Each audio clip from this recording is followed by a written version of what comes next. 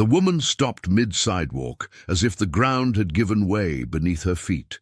The cold dawn air carried a pulsing silence that felt alive, humming between the yellow streetlights and the dark facades of the sleeping buildings. Before we dive into this story, leave a comment with a rating from 1 to 10 and tell us what city you're joining us from. May this moment bring reflection and emotion to your heart. The city breathed slowly at that hour. New York City slept its restless sleep, with distant hums of engines and sirens that seemed to belong to another world, another reality that didn't touch that stretch of sidewalk where two universes were about to collide. Eleanor Vance adjusted her purse strap on her shoulder, an automatic gesture she repeated whenever something bothered her. And something was deeply troubling her that dawn. The scent of the city at night was different, more raw, more honest. Without the perfumes of open stores or the aroma of food from restaurants, all that remained was the concrete, the damp asphalt, and something indefinable that could be loneliness or could be freedom, depending on who felt it. She was returning from a business dinner that had stretched beyond what was necessary. The conversation about mergers and acquisitions still echoed in her mind like a persistent hum, but it was interrupted by an image her eyes struggled to process. Sitting on the sidewalk, leaning against the wall of a closed commercial building, was a man holding a child close to his chest. The boy couldn't have been more than 4, and even in the dim light, Eleanor noticed the subtle tremor running through the small body. Hunger. She recognized that tremor because in some way she couldn't explain, she had seen it before. The man looked up when he noticed someone approaching. There was no plea in his gaze. There was something worse, a weary acceptance, the resignation of someone who had learned that expecting help from strangers was like waiting for rain in the desert.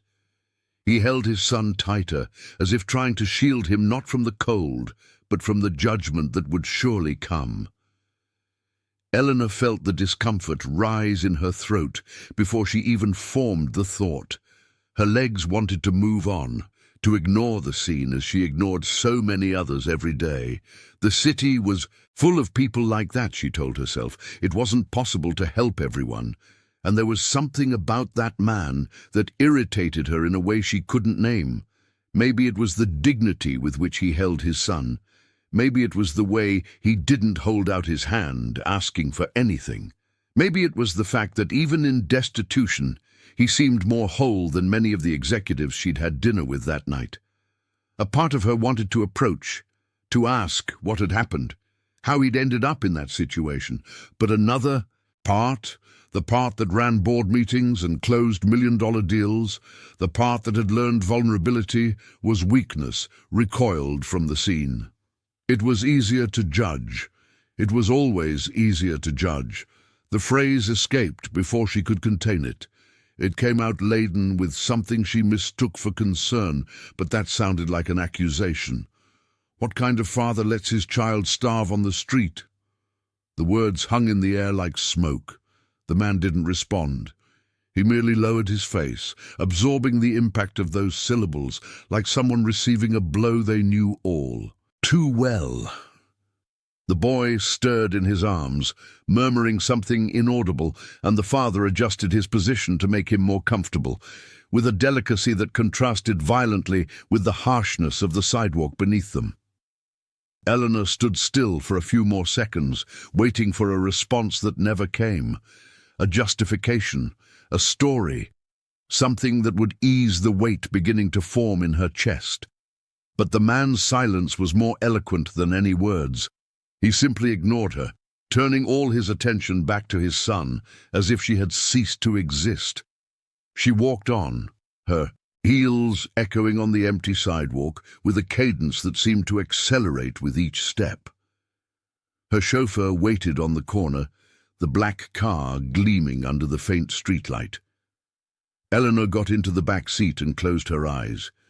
But the image of that man holding the child didn't dissipate. It remained there, etched into the part of her mind she preferred to keep locked away. In the days that followed, Eleanor tried to resume her routine with her usual precision. 8 a.m. meetings, noon business lunches, financial reports that demanded her attention late into the night.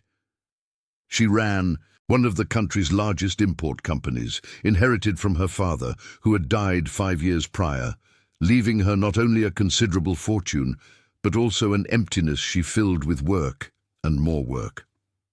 But something had changed. A subtle restlessness she couldn't name began to manifest in small gestures. She found herself looking out her office window more often than usual. She lost the thread of an important conversation with foreign investors. And, on a grey Thursday, when her chauffeur asked which way she preferred to go home, Eleanor heard herself giving a different address. The address of that street. The man was there again, in the same spot, as if he hadn't moved since that dawn. The boy played with something on the ground, maybe a bottle cap, while his father watched the sparse street traffic with eyes that seemed to see beyond the visible. Eleanor asked her chauffeur to slow down, making up some excuse about needing to check a building number. She observed from a distance how the man stood up when a shop owner emerged from a nearby store, carrying a bag.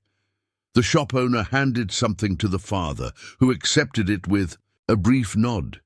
No words were exchanged, just that economical gesture that spoke more than any speech about gratitude or shame. Eleanor felt something tighten in her chest. It wasn't exactly pity. It was something more complex, more unsettling. It was the recognition of a strength she didn't expect to find in someone in that situation. The man picked up his son and walked to the corner where he shared whatever was in the bag with the boy. The child ate in silence, his eyes fixed on his father with an absolute trust that made Eleanor look away. "Shall we go, ma'am?"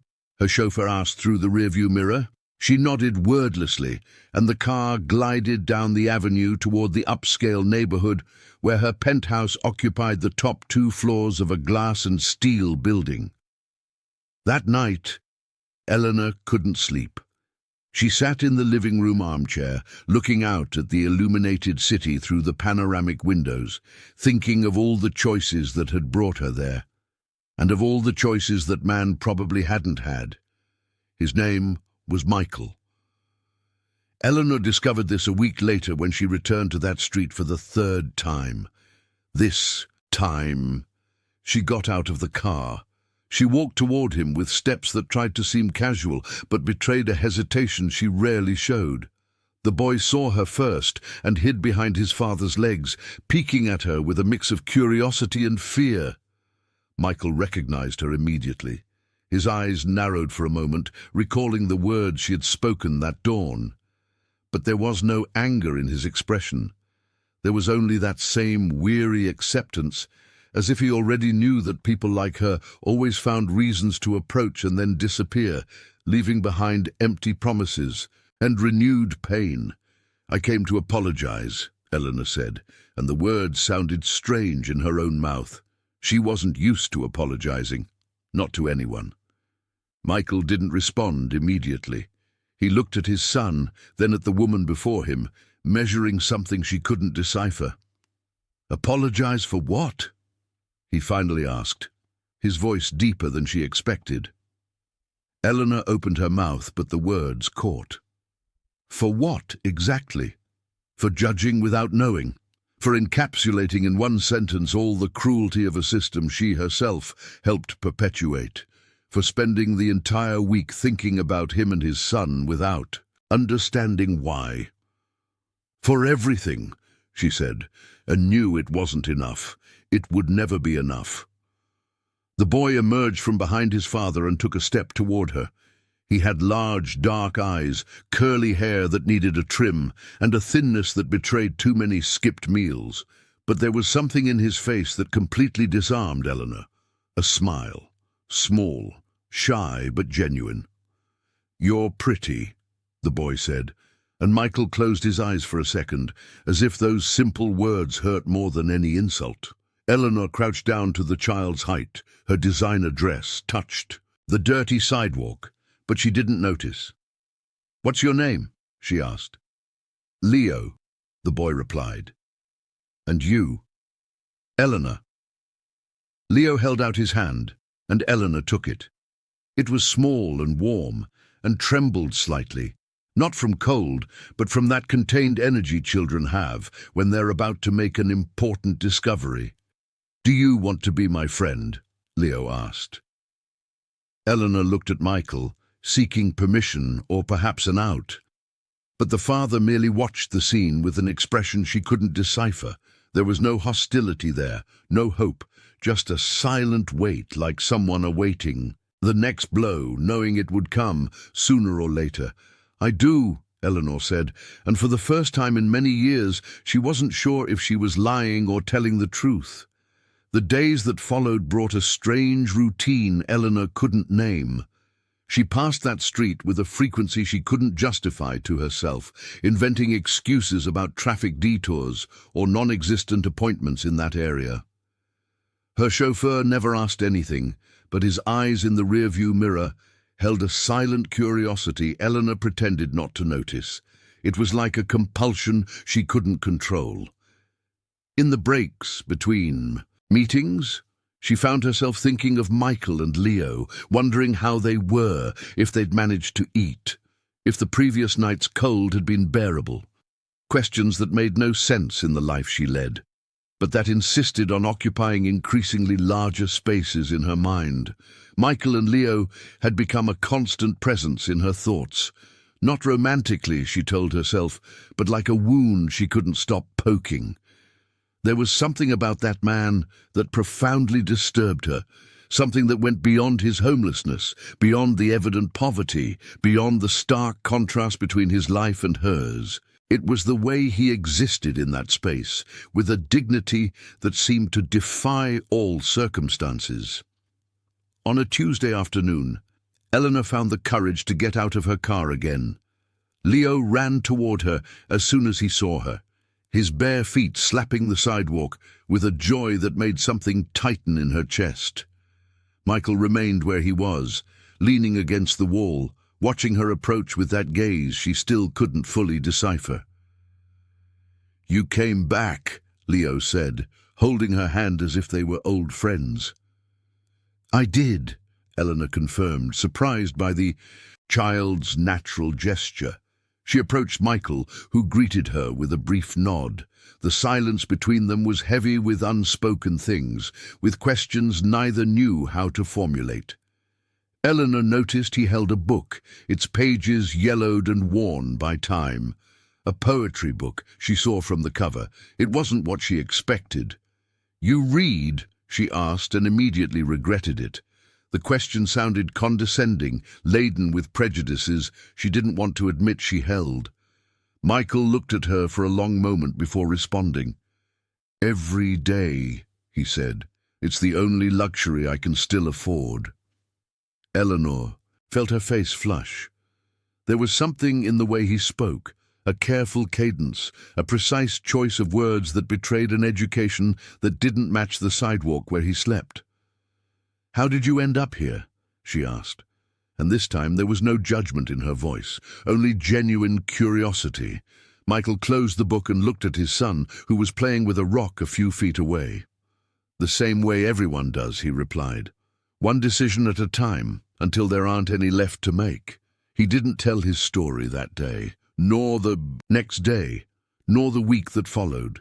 But Eleanor kept coming back, always with some excuse that both of them knew was a lie. Sometimes she brought food, which Michael accepted with visible reluctance. Sometimes she just stayed there, sitting on the sidewalk beside them, listening to Leo chatter about the birds he saw, about the cars that passed, about the dreams he had at night. It was Leo who first broke the barrier the adults couldn't overcome. On an especially warm afternoon, he took Eleanor's hand and placed it on his father's, as if he were assembling a puzzle whose pieces finally fit together. "Now we're real friends," the boy declared, with the absolute certainty only children possess. Michael and Eleanor looked at each other over Leo's head, and in that moment, something shifted between them. It wasn't love. Not yet. It was something more primitive, more essential.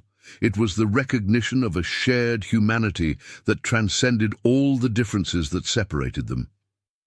Weeks passed, and with them, the distance between the two diminished almost imperceptibly. Eleanor discovered that Michael had a background in architecture, that he had worked on important projects before a series of catastrophic events destroyed everything he had built. The death of his wife during Leo's birth, an illness that consumed all their savings, the loss of his job during an economic downturn, and finally the streets, which swallowed him when he least expected it. "I thought I was strong," he said one night, when Leo was already asleep in his arms. "I thought I could handle anything, but the streets have a way of showing you that you're nothing you thought you were." Eleanor listened in silence, feeling each word as if it were directed at her too. How many times had she thought herself strong? How many times had she built walls around herself, believing that was resilience, when in truth it was just fear? "Everyone has a breaking point," she said, more to herself than to him. Michael looked at her with an intensity that made her look away. "What's yours?" The question hung in the air, unanswered. Eleanor didn't know, or perhaps she did, but wasn't ready to admit it. It was on a rainy Friday that chance revealed a coincidence neither of them could have foreseen. Eleanor was organizing old documents in her office when she found a yellowed photo at the bottom of a drawer. It was an image of her mother, young, holding a baby in her arms, with a backdrop Eleanor didn't immediately recognize. She turned the photo over and read the handwritten note on the back, in her grandmother's shaky script. "Hopewell Heights, 1975. Hopewell Heights. The name echoed in her memory like a distant bell. She had heard that name before, but couldn't remember where. It was only when she was heading home, passing the street where Michael usually stayed, that it clicked. He had mentioned the neighborhood once, in passing, when talking about his childhood. He had been born in Hopewell Heights, just like her mother. Eleanor got out of the car that night with a pounding heart.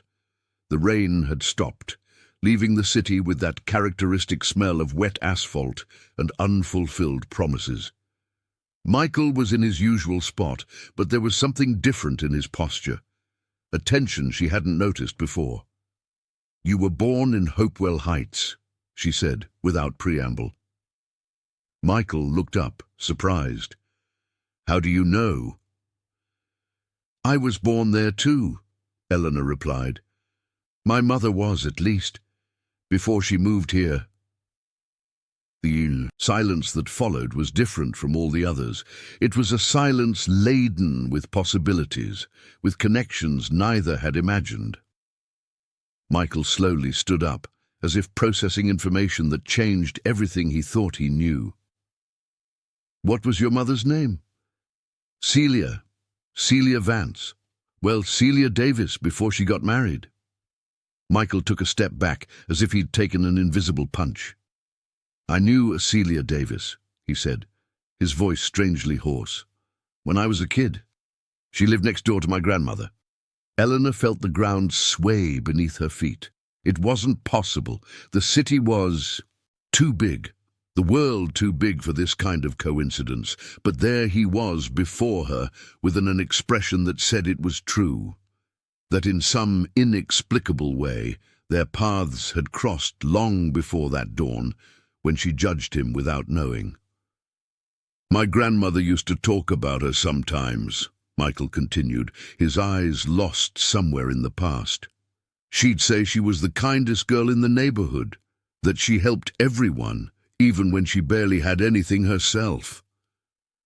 Eleanor thought of her mother, gone for 15 years, taken by cancer that consumed everything but her. Memories. Celia never spoke about Hopewell Heights, about life before her marriage to Eleanor's father, before the wealth that came later. It was as if that part of her history had been erased, replaced by a more palatable version for the high society she eventually entered. Eleanor vaguely remembered questions she asked as a child, curious about the grandparents she never knew, about her mother's life before marriage. The answers were always vague, diverted to other topics. Buried under layers of silence, she learned not to excavate. Now she understood why. The shame wasn't about where she came from, but about pretending she had never been there. "She never told me," Eleanor said, and there was a pain in her voice she didn't try to hide. "Never told me anything about that place." Michael approached her, and for the first time since they met, he touched her arm. It was a light touch, almost imperceptible, but laden with an understanding that words couldn't convey. It was the touch of someone who knew the same pain, who carried the same secrets, who understood the weight of a past that insists on shaping the present. "Maybe she was ashamed," he said, "or maybe she wanted to protect you from knowing where you both came from." "Protect me from what?" "From knowing that the distance between us isn't as great as it seems." Leo stirred in his sleep, murmuring something unintelligible, and both of them pulled away as if they'd been caught doing something forbidden. But the revelation of that night had planted a seed neither of them could ignore. They were more alike than they had ever imagined, and that similarity scared them more than any difference ever could. In the following days, Eleanor found herself thinking about her mother in a different way. She searched for old photo albums, letters stored in dusty boxes, any trace of that previous life Celia had abandoned, and the more she looked, the more she found fragments of a story no one had bothered to tell. A story of poverty, of struggle, of difficult choices that shaped everything that came after. Her mother had been poor as Michael, as poor as Leo, and somehow she had managed to escape that life, build something different, give her daughter all the opportunities she herself never had. But at what cost? Eleanor looked at her. Life now, at the luxurious penthouse, at the imported cars, at the endless business dinners, and wondered if her mother would be proud of what she had become, or if she would feel the same shame Eleanor was beginning to feel. The rain began without warning, as things that change everything often do. Eleanor was returning from a particularly difficult meeting when the sky opened up over the city, dumping a dense rain that transformed the streets into makeshift rivers. Traffic stopped completely, and she found herself stuck a few blocks from the street where she knew Michael and Leo would be. The intensity of her concern surprised her. She shouldn't care so much. It didn't make sense to care so much. But before she could rationalize, she was already telling her chauffeur to park and jumping out of the car with an umbrella. The wind insisted on turning inside out. The city seemed to have gone mad. People ran in all directions seeking shelter. Cars honked impatiently at flooded intersections. And Eleanor advanced against the flow, against the wind, against all the logic that had governed her life until that moment. Her designer shoes were ruined in a matter of seconds. Water pouring in from all sides, but she didn't care. She could only think of Michael trying to protect Leo from the storm, of how wet, cold, and unprotected they must be. She found them under a narrow awning that barely shielded them from the rain pouring in from all angles. Leo cried softly, his body trembling with cold, while Michael tried to cover him with a soaked jacket that was useless. The scene made something inside Eleanor crack, a silent fissure she felt more than heard. "Come with me," she said, and it wasn't a request. Michael hesitated. There was something in his eyes Eleanor hadn't seen yet, a mixture of wounded pride and desperation that made him look older than his early 30s. "You don't have to," he said, but his voice betrayed the lie. "I'm not asking."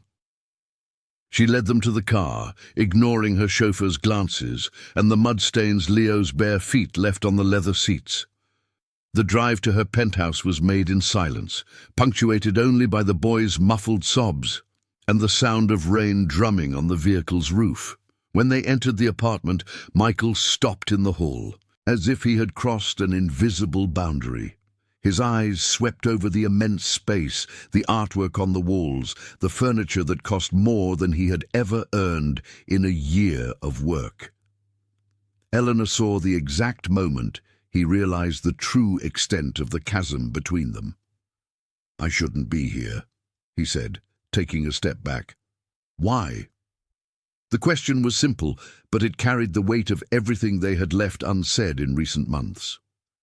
Michael looked at her, and for a moment Eleanor thought he would leave anyway, taking Leo back to the rain and the sidewalk, back to the dignity he could only maintain when he owed nothing to anyone. "Because this," he gestured to encompass the entire apartment, "this isn't my world. And you know that as well as I do." "And what is your world, Michael?" He didn't answer, but Leo, who had stopped crying and was now watching everything with wide, astonished eyes, let go of his father's hand and ran to the panoramic window overlooking the city. "Dad, look! You can see the whole world from here."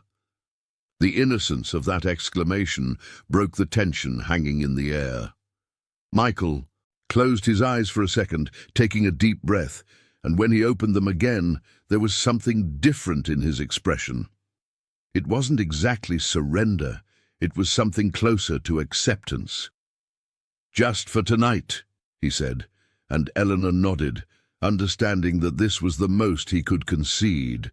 She drew a warm bath for Leo, who entered the tub with the distrust of someone who had never seen so much clean water at once. While the boy played with the foam, Eleanor found old clothes she kept for donation and offered them to Michael, who accepted with a silent nod. When he emerged from the guest bathroom, wearing a t-shirt that had belonged to Eleanor's father and sweatpants that were slightly too big, he looked like a different person. Not because the clothes transformed him, but because the tension he carried on his shoulders had lessened, revealing features that daily survival usually hid. They ate dinner in the kitchen, not in the formal dining room Eleanor used for important guests. She prepared a simple soup, something her mother used to make when she was a child, and didn't yet know that one day she would have staff to cook for her.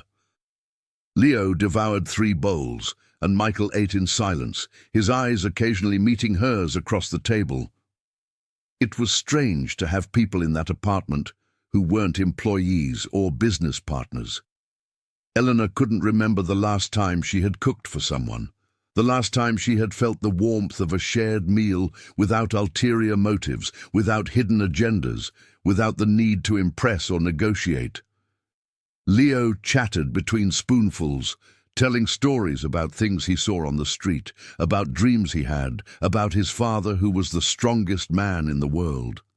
Michael listened with a half-smile, gently correcting when the boy exaggerated, but leaving most of the fantasies intact. This was how he protected his son, Eleanor realized. Not by hiding life's harshness, but by allowing imagination to create refuges where reality couldn't reach. After dinner, while Leo explored the library's bookshelf with voracious curiosity, Michael and Eleanor sat on the balcony, looking out at the city that sparkled below them like a carpet of fallen stars.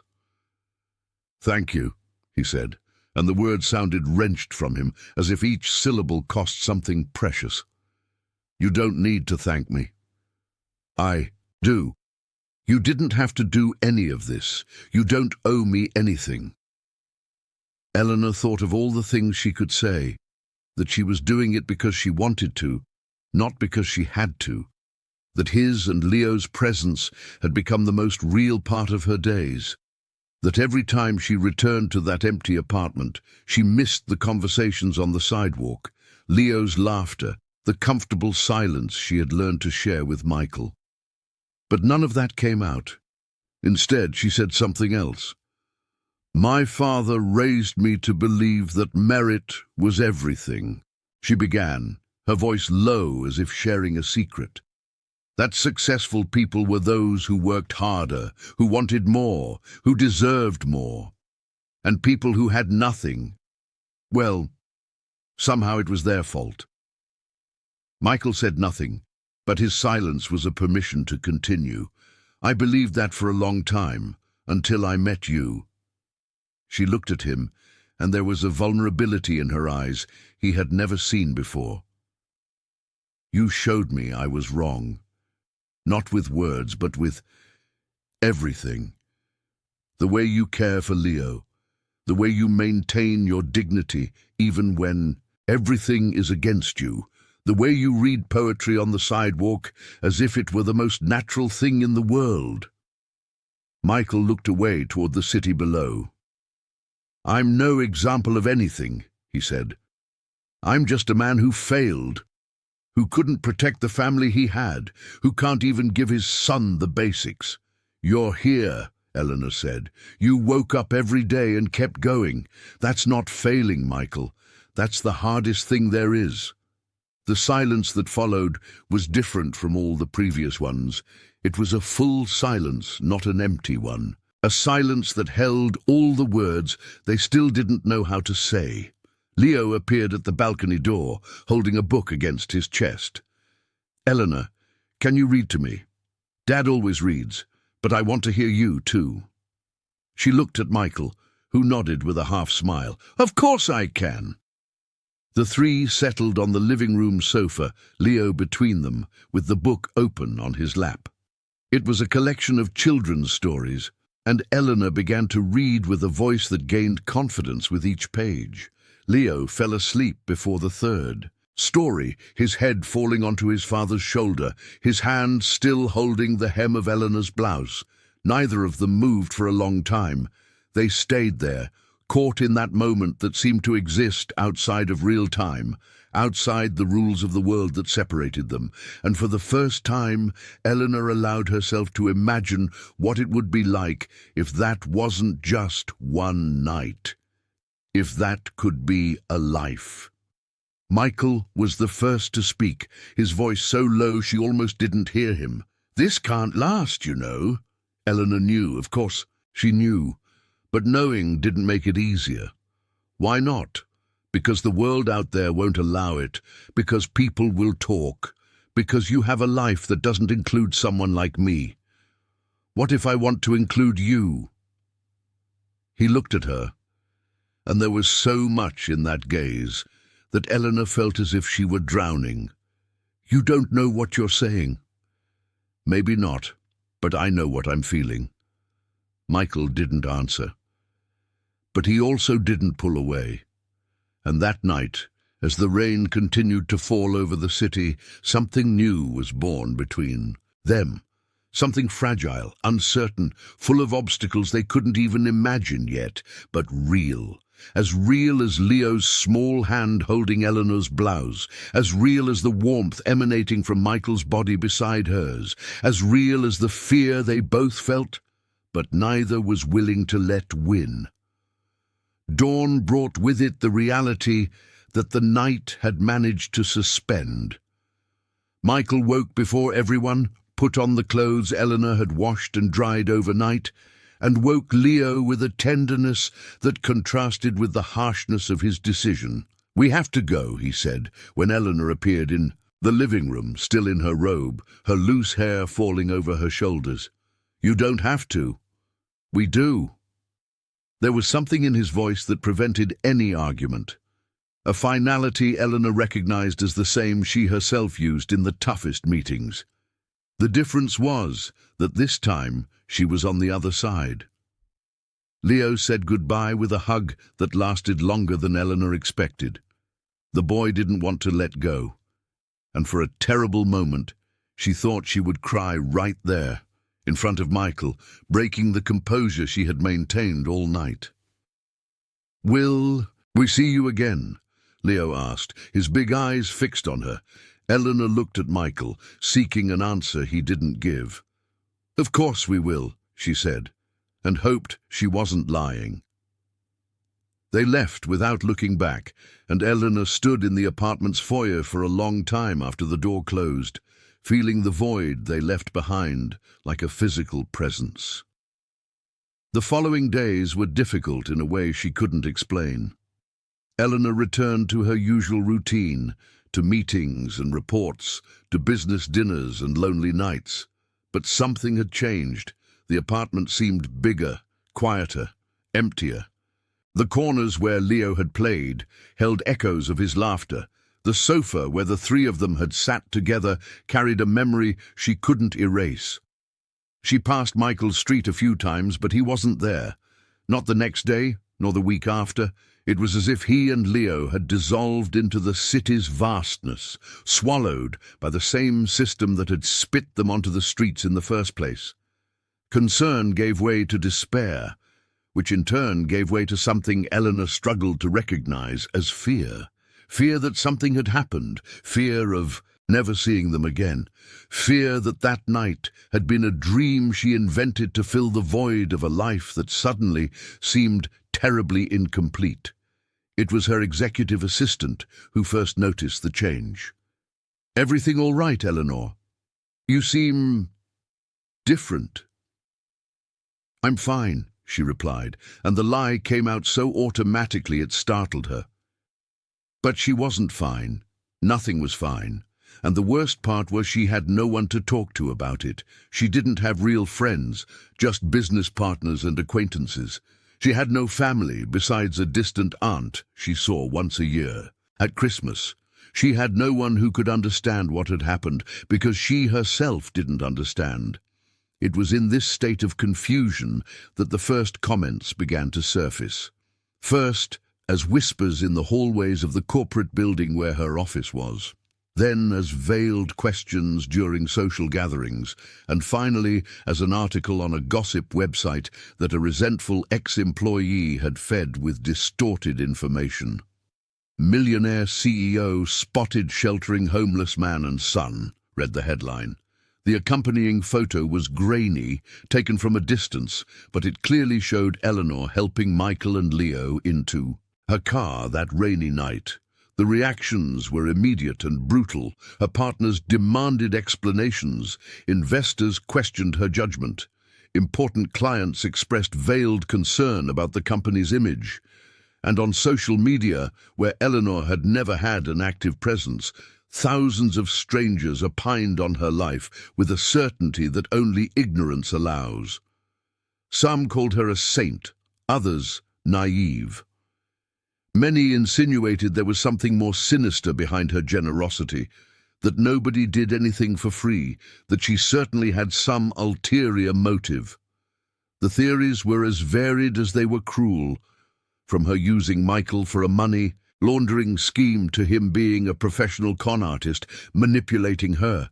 Eleanor faced everything with the same cold composure that had helped her build her empire. She gave no interviews, responded to no comments, justified herself to no one. But inside, something was breaking. Every accusation, every insinuation, every judgmental glance was a reminder that the world wouldn't allow her and Michael to exist in the same space without demanding a price. It was during a particularly tense board meeting that she finally exploded. "You want to know the truth?" she said, interrupting one of the partners who was listing the concerns of important shareholders. "The truth is, I met a human being, not a homeless person, not a charity project, not a threat to the company's image. A human being, with a son who laughs at the simplest things and who reminded me that there's a world beyond these walls. And if that's a problem for you, then the problem is you, not me." The silence that followed was deafening. Eleanor stood up and left the room without waiting for a reply, knowing she had crossed a line from which there would be no return. That night, she drove aimlessly through the city, passing streets she'd never noticed before, neighborhoods that existed on the fringes of her glass and steel world. She searched for Michael on every corner, on every sidewalk, in every shadow under illuminated awnings. But the city was too vast, too indifferent, and he could be anywhere. Nighttime New York City revealed itself to her in ways she had never perceived. She saw other homeless people settling down to sleep in closed store alcoves, entire families sharing blankets under overpasses, children Leo's age playing on dirty sidewalks while their parents rummaged through dumpsters for something to eat. It was a world that had always existed alongside hers, but which she had chosen not to see. Every passing face could be Michael, every child could be Leo. Eleanor drove slowly, her eyes scanning the darkness, her heart aching in a way she hadn't felt in years. Perhaps since her mother's death, since she realized she was truly alone in the world. She passed deserted parks, subway stations spitting out the last passengers, alleys where the streetlight barely penetrated.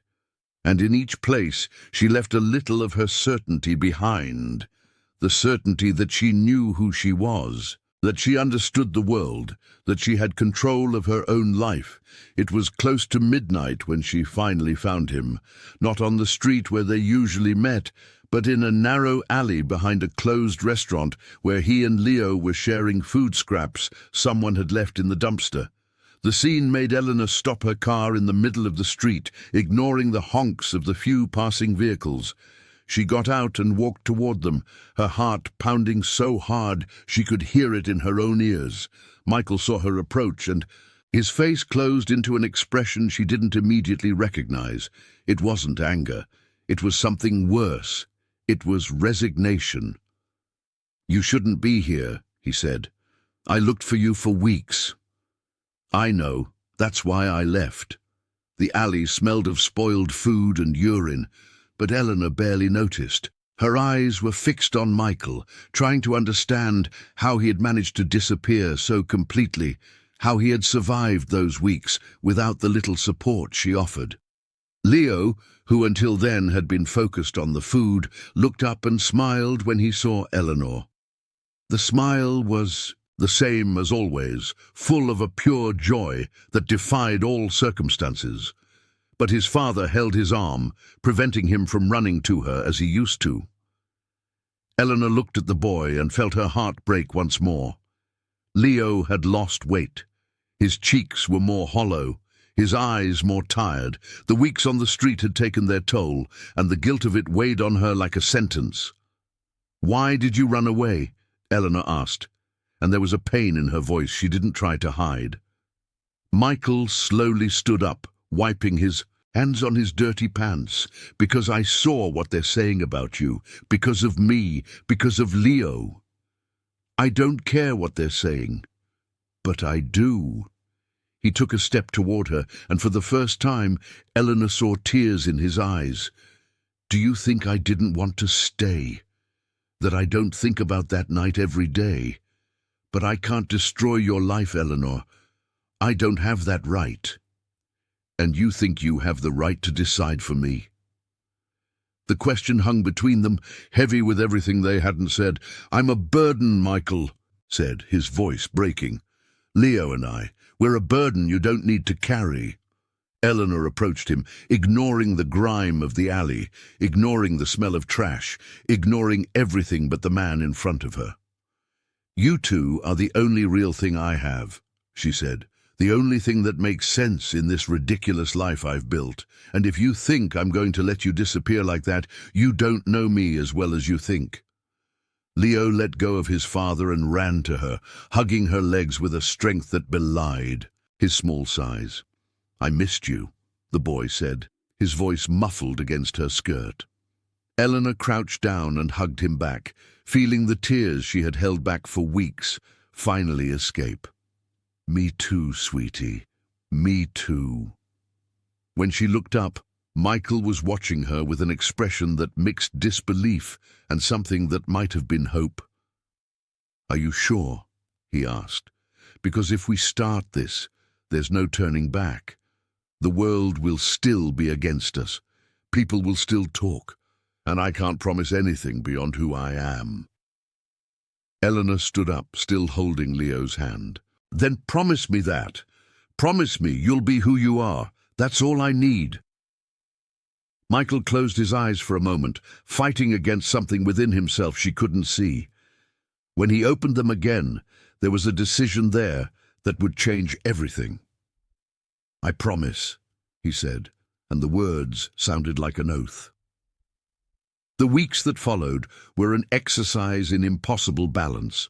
Eleanor divided her life into compartments that shouldn't touch: the business world during the day, where she faced disapproving glances and veiled questions, and the nights when she met Michael and Leo in discreet places, away from judging eyes.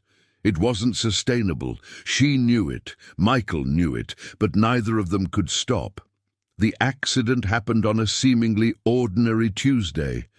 Eleanor was crossing the street in front of her office when a motorcyclist lost control and clipped her, knocking her to the asphalt with enough force to fracture her ankle and leave her with scrapes covering half her body.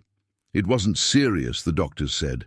She could go home, provided she stayed on strict bed rest for at least 2 weeks. The problem was, Eleanor didn't know how to sit still.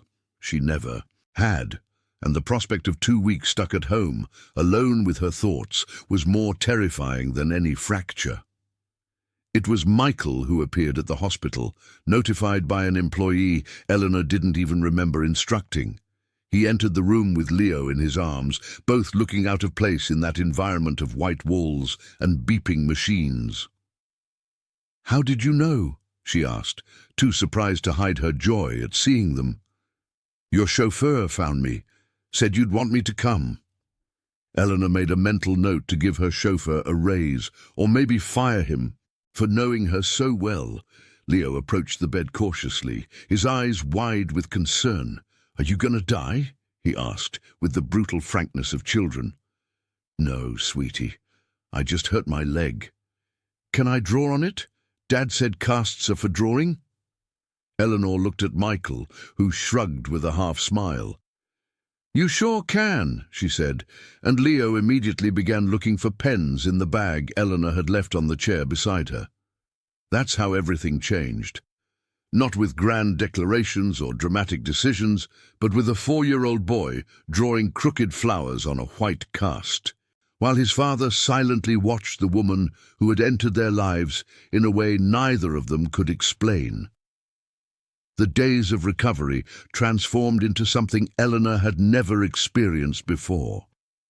Michael and Leo settled into the penthouse, initially with the excuse of helping her during her convalescence, but the excuse soon became irrelevant because none of the three wanted it to end. It was during this period that Eleanor discovered Michael's talent. She was in the makeshift office she had set up in the living room, trying to work despite the pain in her ankle, when he appeared, with a notebook in his hands. "Can I show you something?" She nodded, curious. Michael never asked for anything, never showed anything of himself beyond the essential. That he was offering something voluntarily was unprecedented. The notebook was full of drawings.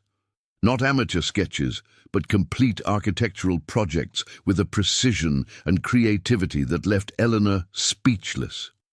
Houses, buildings, public spaces, all drawn with a care that revealed not only technical skill, but an artistic vision that went far beyond the ordinary. Each page told a different story. There were designs for affordable housing that maximized space without sacrificing dignity. Community centers that looked like homes, not institutions. Public squares where nature and concrete coexisted in harmony. It was as if Michael had spent years imagining a better world, drawing it line by line as the real world crumbled around him. Eleanor slowly turned the pages, absorbing every detail, recognizing in each stroke the same silent determination she had seen in him since their first meeting. Those drawings weren't an escape or a fantasy. They were resistance. They were a man's refusal to let circumstances define who he was or what he could create. "You did these?" she asked, leafing through the pages with reverence. "Over the last few years, when Leo was asleep and I couldn't be." Eleanor stopped at a specific project, a community center that seemed to grow organically from the surrounding terrain, with green spaces that intertwined with the structure in a way she had never seen. Michael, this is extraordinary." He looked away, clearly uncomfortable with the praise. "It's just drawings, fantasy. None of it can be built." "Why not?" The question was simple, but it carried implications they both understood immediately. Eleanor wasn't just asking about the projects. She was asking about possibilities, about futures, about everything that could exist if they dared to reach for it. "Because I have nothing," Michael said, his voice low. "I have no money, no contacts, not even a desk to work at. They're just dreams on paper." Eleanor closed the notebook and looked him in the eyes. "What if you did?" "Eleanor, I'm not offering charity," she interrupted. "I'm talking about an investment. You have a talent the market needs. I have the resources to turn that talent into something real. This isn't a favor, Michael. It's business." He remained silent for a long moment, processing what she had said. Eleanor could see the internal struggle reflected on his face, pride battling opportunity, the fear of depending on someone against the chance to finally build something of his own. "Why would you do this?" he finally asked. Eleanor thought of all the possible answers, because she believed in him, because she wanted to help, because it was the right thing to do. But none of those were the whole truth. "Because I look at these drawings and I see what you can be," she said. "And because I look at myself and I see what I've become. A person who has everything and builds nothing. A person who inherited an empire and only knows how to keep it running, without creating anything new, without leaving any mark on the world. You have something I don't, Michael. You have a vision, and I want to be a part of it." The silence that followed was different from all the others they had shared. It was a silence of decision, of choice, of a future beginning to unfold before them, like one of the projects in Michael's notebook.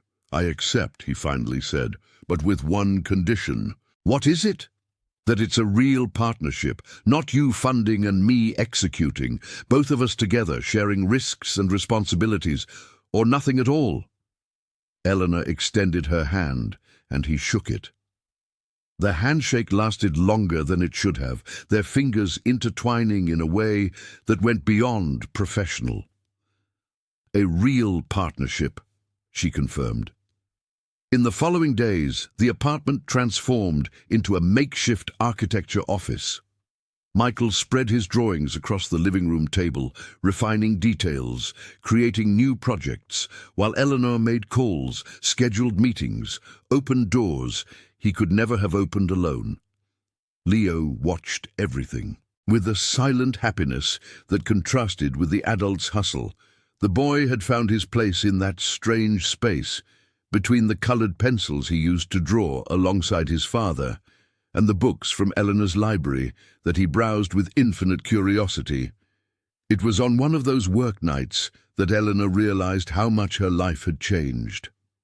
She was sitting on the sofa, her bandaged ankle propped on pillows, reviewing a contract while Michael worked at the table next to her, and Leo slept on the rug, hugging a blanket she had given him weeks earlier. It was a domestic scene, normal, common, and it was the most extraordinary thing she had ever experienced. For years, Eleanor had associated happiness with achievements, with numbers, with victories in tough negotiations.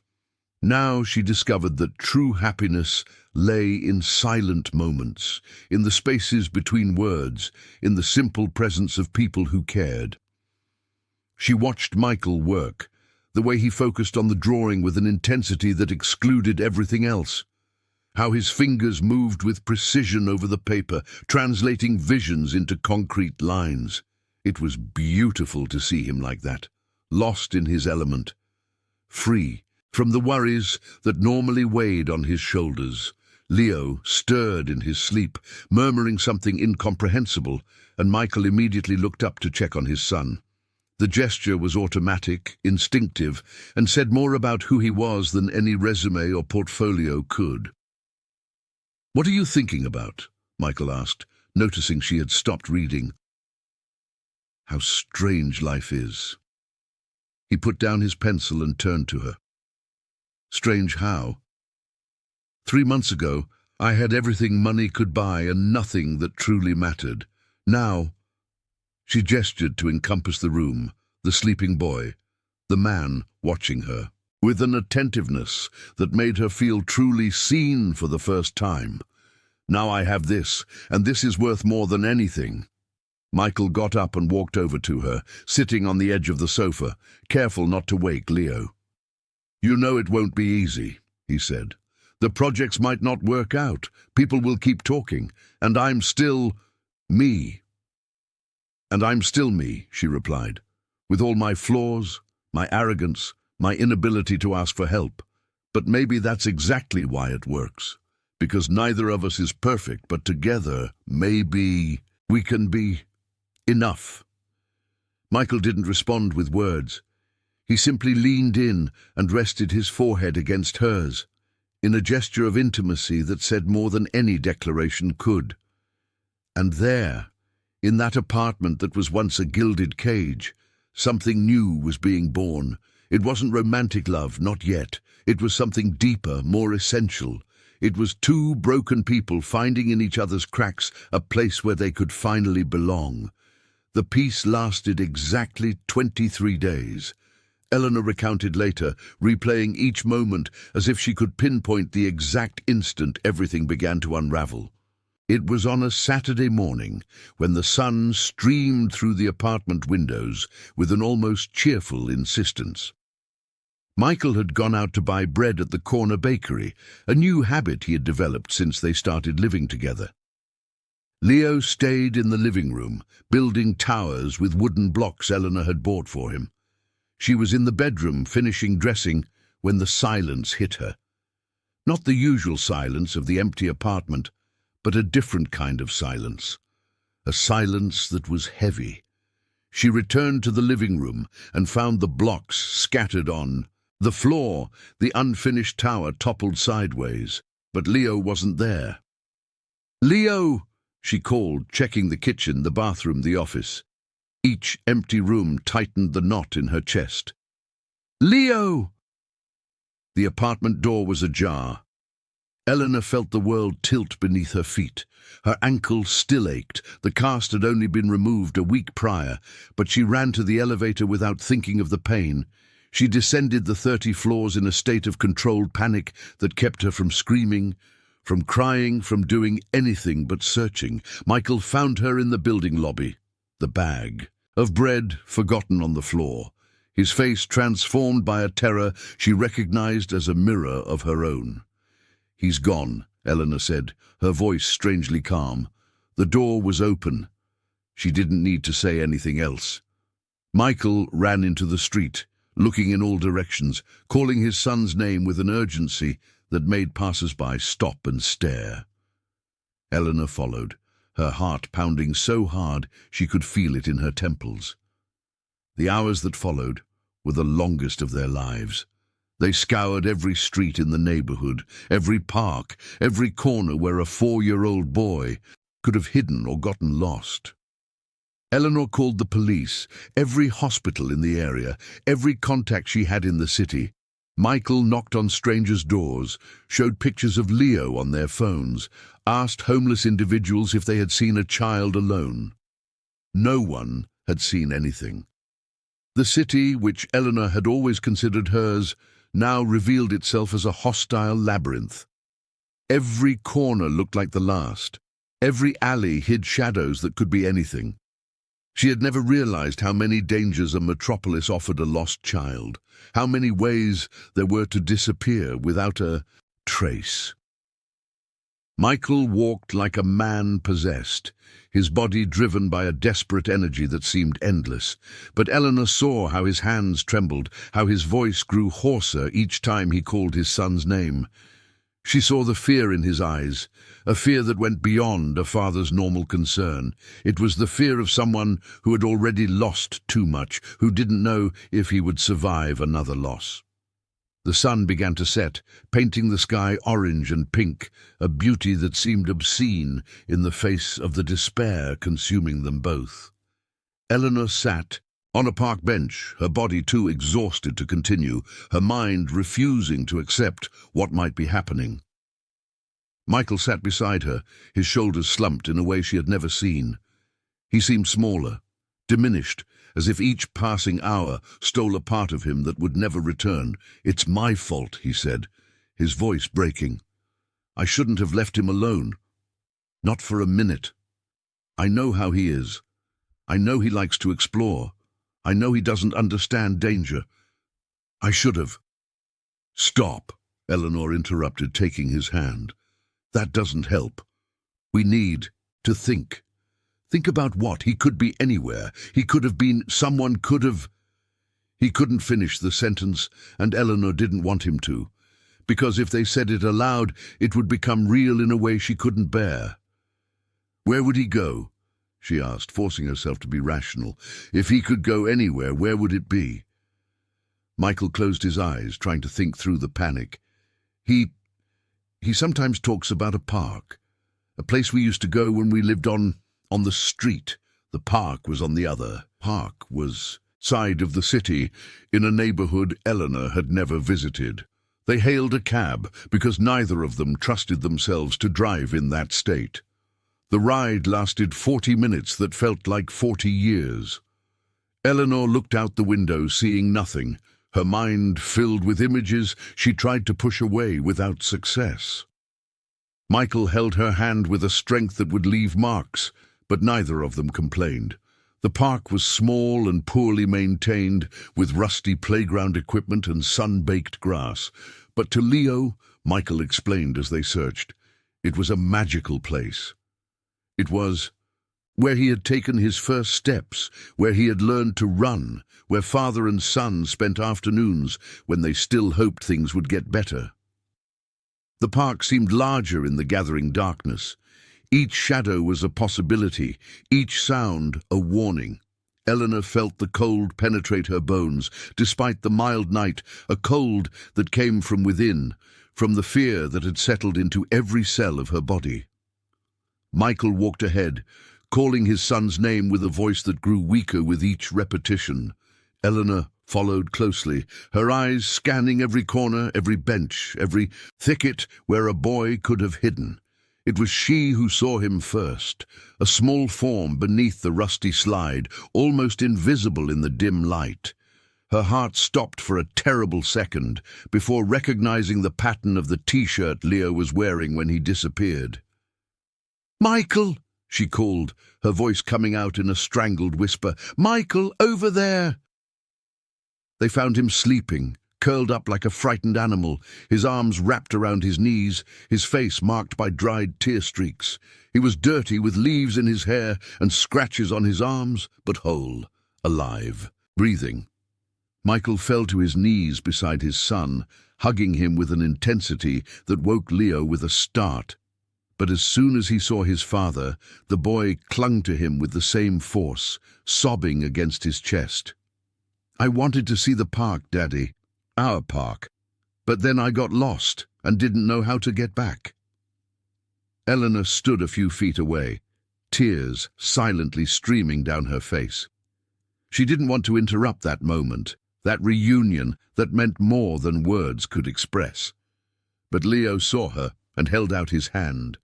"Eleanor, you came too." She approached and crouched beside them, completing a circle that seemed somehow inevitable.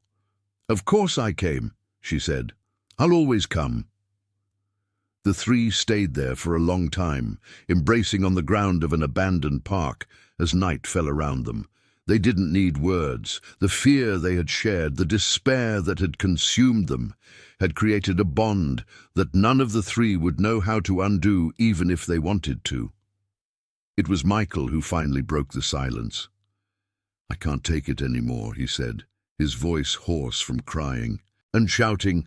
"I can't take being afraid of losing him anymore, of not being able to protect him, of being this father who can't even give his son the basics." Eleanor cupped his face in her hands, forcing him to look at her. "You crossed the entire city looking for him. You never gave up. Not for a second. That's being a father, Michael. It's being present. It's continuing to fight even when it seems impossible. And you do that every day." "But what if next time I can't find him? What if there won't be a next time?" she interrupted. "Because now you have me, and I have you. and together we're going to make it." Leo, who had stopped crying and was now watching the adults with that silent attentiveness children have when they realize something important is happening, placed one hand on his father's face and the other on Eleanor's. "Don't fight," he said. "We're together now." The simplicity of those words undid something that had hardened inside Eleanor over the years. She laughed, a tear-streaked laugh, and hugged the boy with a strength that surprised herself. "We're together," she repeated. "Forever." They returned to the apartment, in a silence different from what they had experienced on the way there. It was a silence of exhaustion, yes, but also of relief, of gratitude, of a newfound certainty that no matter what happened, they would face it together. The cab crossed the sleeping city, passing streets Eleanor knew by heart, but which now seemed different, transformed by the experience she had just lived through. Leo slept in Michael's lap, his thumb in his mouth as he hadn't done in months.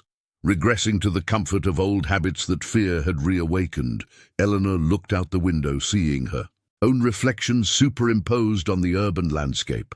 She thought of everything she had built throughout her life, all the successes, all the achievements, all the numbers in reports that proved her worth in the eyes of the world.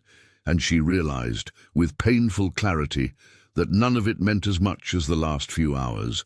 None of it mattered as much as the boy sleeping in the seat beside her and the man holding him as if he were the most precious thing in the universe. The doorman greeted them with an expression of visible relief. Eleanor didn't know how many people she had involved in the search, how many phone calls she had made, how many promises she had made while scouring the city. At that moment, none of it mattered. All that mattered was going upstairs, getting home, closing the door, and pretending, if only for one night, that the world outside didn't exist. That night, Leo slept between them in Eleanor's large bed, his small body radiating a warmth that kept them anchored to the present. Michael held Eleanor's hand over the boy, their fingers intertwined in a silent promise neither of them needed to verbalize. And Eleanor, for the first time in many years, slept without dreaming of profit spreadsheets or board meetings.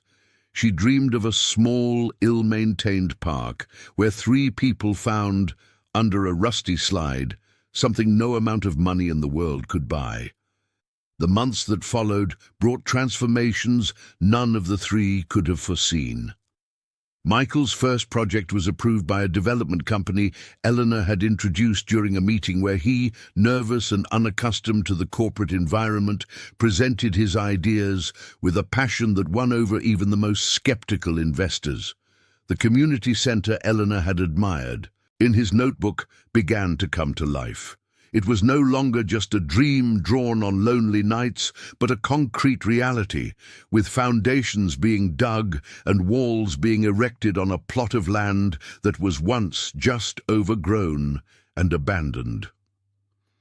Leo was enrolled in a regular public school near the apartment, without the luxuries of the elite institutions Eleanor could afford, but which Michael insisted was the right choice. He wanted his son to grow up knowing where he came from, without losing sight of the reality most people faced every day. Eleanor accepted. She was learning to accept many things she would have previously considered unacceptable. She was learning that the control she so valued was, in fact, a prison, and that letting go of the reins, allowing life to flow in unexpected ways, could be liberating. But not everything was a victory. The comments hadn't stopped, only shifted tone. Now, instead of accusing her of naivety, they accused her of using Michael as a publicity stunt charity project. His every achievement was attributed to her money and connections. Every public appearance by the 2 generated new waves of speculation and judgment. It was during the inauguration of the community center that the tension finally reached its breaking point. The ceremony was simple, as Michael had requested.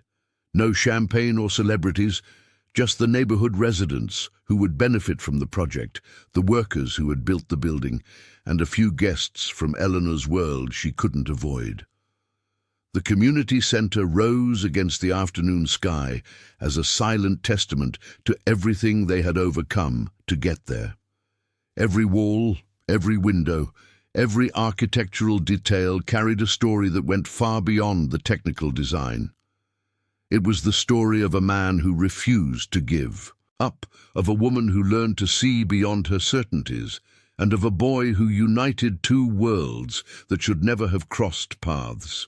Eleanor watched Michael as he spoke with neighborhood residents, explaining how the spaces would function, listening to suggestions with a genuine attentiveness that won over everyone he interacted with. He was different from the man she had found on that sidewalk months ago. Not because poverty had diminished him or opportunity had inflated him, but because he could finally be who he always was, without survival demanding all his focus. Everything was going well until a reporter approached Michael with a question that was more accusation than curiosity. "Mr. Michael, how do you respond to allegations that all your success is solely due to your relationship with Ms. Eleanor Vance? Some say you're merely her vanity project, a way for someone who profited from inequality their whole life to clear their conscience." The silence that followed was so dense Eleanor could hear her own breathing. She looked at Michael, expecting him to explode, to defend himself, to do anything. But he just stood there, absorbing the words as he had absorbed hers that first night. So many months ago, it was Leo who broke the silence. The boy who had grown visibly in recent months let go of his father's hand and walked toward the reporter with a determination that belied his recently turned 5 years. "My dad isn't anyone's project," he said, his voice clear and firm. "My dad is the strongest man I know. He slept on the street to keep me warm. He went hungry so I could eat. And he designed this whole building with his own brain, not with anyone else's money." The reporter opened his mouth to respond, but Leo wasn't finished. "And Eleanor isn't a bad person. She's my friend, and she loves my dad, and my dad loves her. And you guys don't know anything." Leo's declaration, made with all the disarming conviction of children, left the reporter speechless. But it did something more. It made Eleanor realize, with a clarity that hit her like lightning, that the boy had said aloud what she and Michael still hadn't had the courage to admit. Love. That's what they felt. Not just partnership, not just gratitude, not just the convenience of two solitudes finding each other. It was love. Real, complicated, full of obstacles, but undeniably love. She looked at Michael and found him looking back at her, his eyes shining with something that could have been tears or could have simply been the reflection of everything that no longer needed to be hidden. The ceremony continued, but neither of them paid attention. They stood side by side, their shoulders touching, while speeches were made and ribbons were cut. Leo held both their hands, completing the triangle that had formed over those months of discovery and transformation. Later, when the guests had gone and the community center lay silent, under the first stars of the night, the three walked through the empty building, admiring every detail Michael had imagined and that now truly existed. "You built this," Eleanor said, her voice filled with admiration. "We built it," Michael corrected. "I couldn't have done it alone." "I know, that's what I'm saying. We built it, together." He stopped walking and turned to her. The faint light of the emergency lamps cast shadows on his face, but his eyes shone with an intensity that made her catch her breath. "I love you," he said, and the words sounded as if they had waited months to be spoken. "I know I shouldn't. I know I have nothing more to offer you than I already have. I know the world will keep saying it doesn't make sense, that we're too different, that this can't work. But I love you, Eleanor, and I don't know how to pretend I don't anymore." Eleanor felt tears stream down her face, but did nothing to stop them. "Do you think I want you to pretend?" she asked, her voice trembling. "Do you think I spent all these months by your side because it made sense?" "None of this makes sense, Michael. Nothing in my life made sense until you two appeared." Leo, who had wandered off to explore a corner of the building, came running back with something in his hands. "Look what I found," he said, holding out a flower that had sprouted between the cracks in the concrete floor. "It grew all by itself, Daddy. Nobody planted it." Michael took the flower and looked at it for a long moment before handing it to Eleanor. "Some things just grow like that," he said, "without planning, without making sense, but they're the most beautiful." Eleanor accepted the flower and brought it to her nose, inhaling its faint but persistent scent. It was a common flower, one of those that grow anywhere, that survive any adversity, exactly like what the three of them had built. She looked up at the man whom, months ago, she had judged with a cruel sentence on some random dawn. The man who had transformed her life in ways she was still discovering. The man who had shown her that true wealth isn't measured in bank accounts or properties, but in the bonds we build and the people we choose to love. "I love you too," she said, and the words came out easier than she expected. "I love you, Michael, and I love Leo, and I love what we've become together." Leo bounced between the two, demanding his part in the embrace that was forming. "Are we a real family now?" he asked, his eyes shining with hope. Eleanor looked at Michael, who nodded with a smile. "We are," she said, squeezing them both close. "We're a real family." The imaginary camera slowly pulls back, capturing the scene of the three embracing in the middle of the empty community center. Starlight streams through the wide windows, illuminating the space Michael designed and that now witnessed the birth of something greater than any architectural project. Outside, the city continues its incessant movement, indifferent to the small miracles happening in its forgotten corners. Cars pass, sirens wail in the distance, life follows its relentless course. But inside that building, three people found what many spend their entire lives searching for: a place to belong, people to love, and the courage to start over. The wind blew softly through the open windows, carrying the scent of the night and the distant sounds of the metropolis that never sleeps. Leo yawned in Eleanor's arms, his eyes heavy with sleep, but refusing to close completely, as if he feared that upon waking, all of it would have been a dream. Michael watched the two with an expression that mixed gratitude and awe. It still seemed impossible to him that his life had changed so much in so little time, that he who slept on sidewalks and rummaged through dumpsters to feed his son was now there, in a building he himself designed, beside a woman he would never have imagined knowing, building a family that defied all odds. Eleanor thought of the phrase she spoke that first night, the one that started everything, the cruel phrase she couldn't hold back, that escaped laden with prejudices and fears she didn't even know she had. The same phrase that, in some inexplicable way, opened the doors to the greatest transformation of her life. What kind of father lets his child starve on the street? The answer, she now knew, was more complex than any judgment allowed. It was a father who lost everything but didn't lose his dignity, a father who fought every day to give his son what no money could buy: love, presence, example. A father who, despite all adversity, continued to be a father. And what kind of woman judges without knowing? A frightened woman, lost in her own success, so distant from her origins that she had forgotten where she came from. A woman who needed to look at her own reflection in a stranger's eyes to finally see herself. But types can change. People can transform, and sometimes the greatest loves are born precisely where we least expect them, like flowers blooming in concrete, defying all odds. Michael pulled away from the embrace and looked at Eleanor with an expression she would forever hold in her memory. "Thank you," he said, "for everything." "Don't thank me," she replied. "Promise me." "Promise what?" "That we'll keep going. No matter what happens, that we'll face whatever comes together.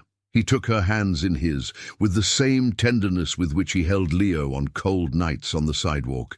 I promise.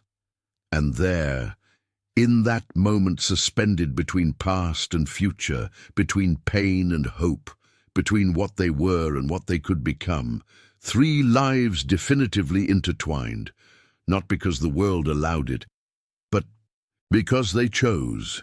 They chose each other, they chose to believe, they chose to love. Time breathed again, but something had changed forever.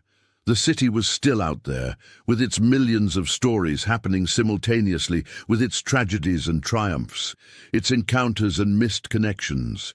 But for those three, the whole world fit into that embrace, into that moment, into that silent certainty that they had found in each other exactly what they needed to find. If this story touched your heart, like, comment, and subscribe. Stories like this deserve to be remembered.